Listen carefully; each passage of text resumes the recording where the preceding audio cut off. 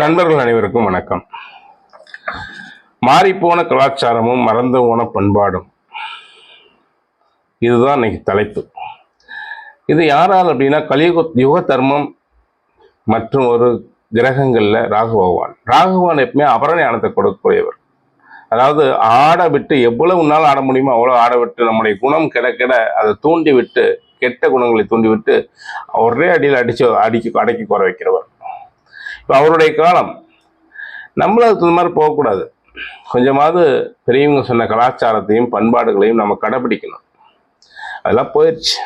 ஏன்னா நல்ல விஷயங்கள் நம்ம கேட்கறதும் இல்லை, நல்ல விஷயங்களை பார்க்கறதும் இல்லை, நல்ல விஷயங்களை படிக்கிறதும் இல்லை. பெற்றோர்களும் எடுத்து சொல்லணும். பெற்றோர்களுக்கே நல்லது தெரியல, ஆசிரியர்களுக்கும் நல்லது கெட்டதுன்னு தெரியல, கல்வி சொல்லிக்கின்ற குருமார்களுக்கும் சத்தியமா தெரியல.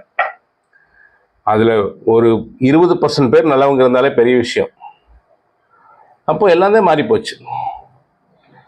அதாவது ராகு அப்படின்னாவே ஃபோட்டோ, கேமரா அனைத்தும் ராகு தான். இன்னைக்கு பாருங்க, ஒரு காட்சியை பார்க்குறேன்.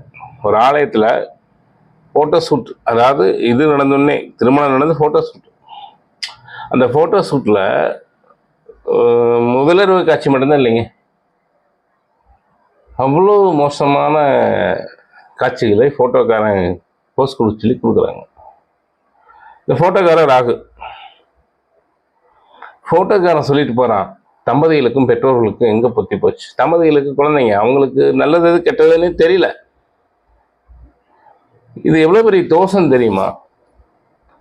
நீங்கள் அப்படி செய்யும் பொழுது உங்களுக்கு தேவையில்லாத திருஷ்டி தோஷங்கள் வரும். திருஷ்டி தோஷம் மட்டுமல்ல, ஆலயம் ஒரு சாத்வீக குணம் இருக்கக்கூடிய இடம். அங்கே தாமசத்தை வளர்த்தீங்கன்னா தேவையில்லாத கெட்ட வைப்ரேஷன் உங்களுக்கு கெட்ட தோஷங்களை விளைவிக்கும். அதனால குழந்தை பாய்க்கம் இல்லாமல் போகும், தம்பதிகள் டைவர்ஸ் ஆகலாம், கருத்து வேறுபாடால் பிரச்சனைகள் வரலாம். இந்த மாதிரி பல கடுமையான தோஷங்களுக்கு ஆளாயிருவீங்க. எச்சரிக்கை கொடுக்குறேன். சாஸ்திரங்களில் இருக்கிற மாறி ஆலயத்தில் போய் நம்ம தப்பு பண்ணணும் அப்படின்னா, நீங்கள் நிர்வாகத்தையோ மற்றவங்களையோ குற்றம் சொல்லக்கூடாது. அவங்க பாவம் என்ன பண்ணுவாங்க? அவங்க எத்தனை பேருக்கு காவல் இருப்பாங்க? அதெல்லாம் காவல் இருந்துட்டு இருக்க முடியாது. அரசாங்கமோ நிர்வாகமோ காவல் இருக்க முடியாது. நீங்கள் அங்கே தெய்வீகமான ஒரு ஆலயத்தில் தெய்வீகத்தன்மையோடு உங்கள் குழந்தைங்க வாழணும்னு திருமணம் வைக்கிறீங்க. தெய்வீகத்தன்மையோடு போயிட்டு வாங்க. நான் உங்களை தான் குற்றம் சொல்லுவேன். இந்த ஃபோட்டோக்காரனோட முதல்ல கேட்கணும் ஆச்சுங்களா? இஷ்டத்துக்கு தப்பு பண்ணாதீங்க. தவறு குழந்தைகளுக்கு தோஷங்களையும் வாழ்க்கையில் கடும் பிரச்சனைகளையும் சந்திக்க வேண்டியிருக்கிறார்கள். எச்சரிக்கை கொடுக்குறேன், ஜாக்கிரதையா இருங்க. இது ராகு பண்ற வேலை தான். ஆனால் நம்ம புத்தி எங்கே போச்சு? ஜாக்கிரதை. நலமுடன் வாழ்க.